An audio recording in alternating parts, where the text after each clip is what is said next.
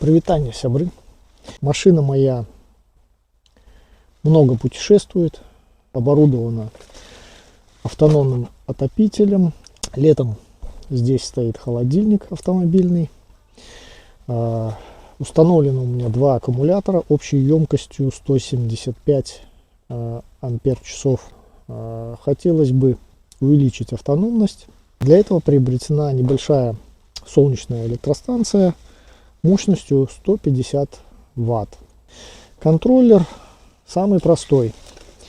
2410 Smart Watt. Для моих целей его будет достаточно. А панель имеет разъемы подключения. Здесь бирочка, все на русском, что приятно. Панель монокристаллическая, 150 ватт. Удобно то, что она уже в алюминиевом каркасе. В принципе, городить особо ничего не надо, чтобы закрепить ее сверху. Только уголки какие-то, какой-то небольшой дополнительный крепеж. Плюс производитель заявляет, что она хорошо выдерживает ветровые нагрузки. Посмотрим. Погодка сегодня пасмурная, туман. Возможно, панель вообще ничего не покажет, но мы проверим. Значит, подключаем контроллер. Производитель указывает на то, что нужно сначала подсоединить батарею, затем панель солнечную. Так и будем делать.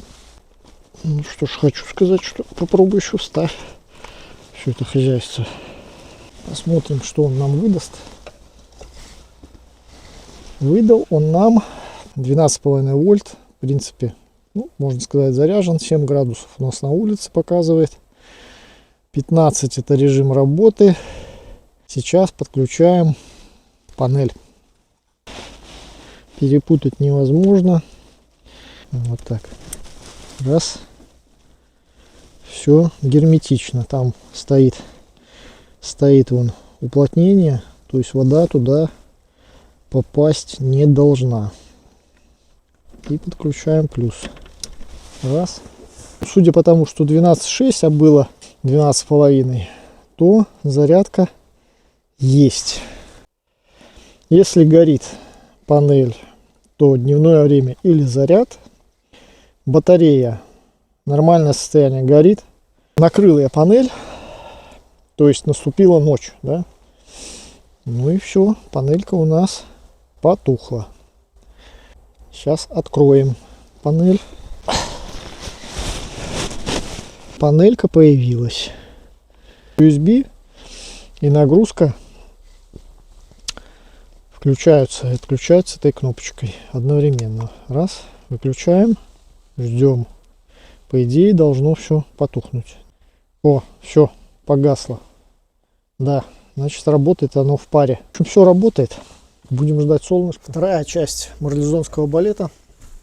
Ну что ж, начинаю устанавливать солнечную панель. А начну я с установки контроллера и прокладки кабелей. Часть работы уже сделана. А именно, вот мой резервный аккумулятор, к которому я подключаю контроллер. Установил я его вот здесь. Все. Он рядом с аккумулятором. Все в одном месте. Компактно. Подключил я его через массу. Соответственно, масса выключена. Контроллер не работает. Здесь я хочу на нагрузку посадить. Ну, я еще не купил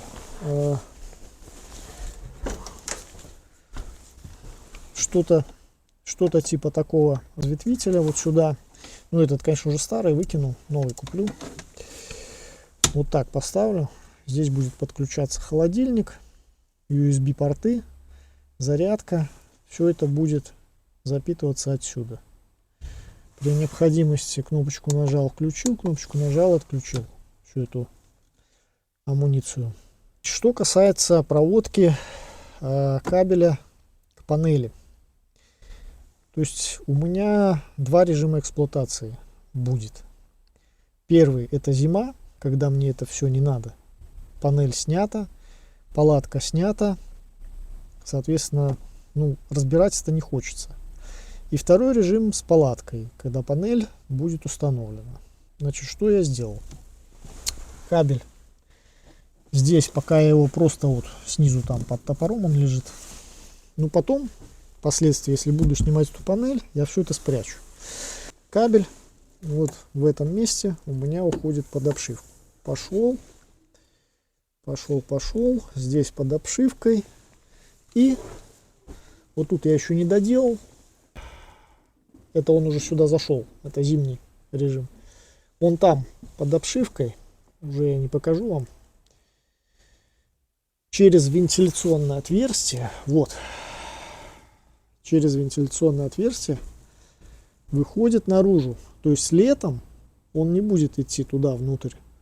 Я его достану, и он пойдет наверх. То есть сверлить мне ничего не понадобилось. Крышу я не портил. Единственное варварское, скажем так, решение вот здесь, для того, чтобы зимой можно было не убирать вот это все, а просто вот ездить, то есть снять панель и с кабелем с этим перемещаться. Тут вот мне пришлось сделать небольшой пропил вот там, чтобы кабелечек этот туда поместить. Все равно этого немножко не хватило, выпирает. Ну, дверь прижмется, я уже проверял, все закрывается. А здесь на зиму это место вот там и вот здесь полностью, чтобы вода не затекала, мы зальем герметиком. Потом это все снимется. На лето герметик уберется. Ну, другого варианта пока не вижу. На зиму, соответственно, кабель внутрь. И здесь вот он где-то 1,80 м его. Я вымерил, что мне столько надо снаружи. Он вот здесь лежит зимой. Летом, соответственно, достаем, палатку ставим и эксплуатируем. Включаем просто. Раз. Оп. Все. Вот так вот будет удобнее. 15 режим ручной. Ошибок нет. 12,5 вольт аккумулятор заряжен. Все работает. Вот так как производитель указывает, что перед подключением солнечной батареи нужно подключить аккумулятор, и если я буду щелкать туда-сюда минус, то есть выключать аккумулятор, а батарея будет подключена, наверное, это неправильно. Не знаю, поправьте меня, если я не прав. Ну, в общем, летом я просто не буду выключать, когда батарея будет наверху. Ну, а следующий этап это будет установка самой панели.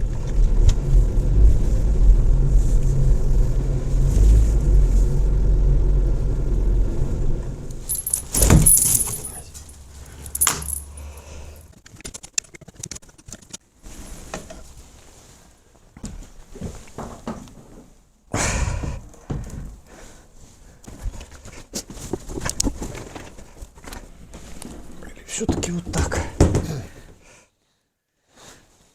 Наклеиваем резинки, чтобы не протерлась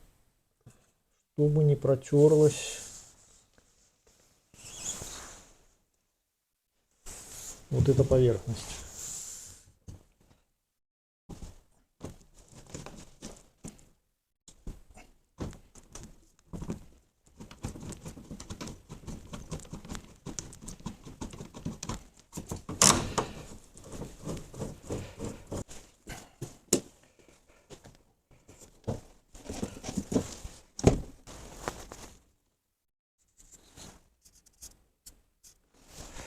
Такая конструкция получилась.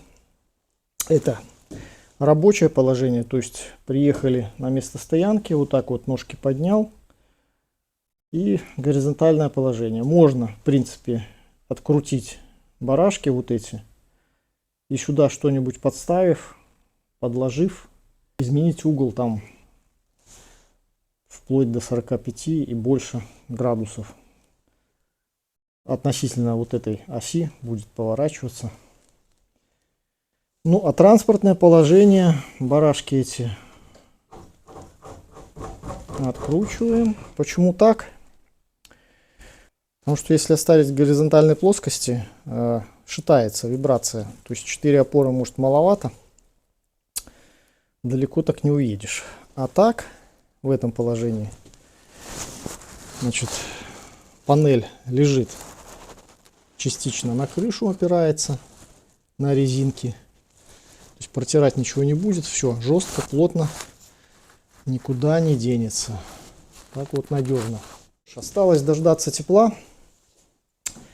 И автопалатка с солнечной панелью разместится на крыше моего УАЗика.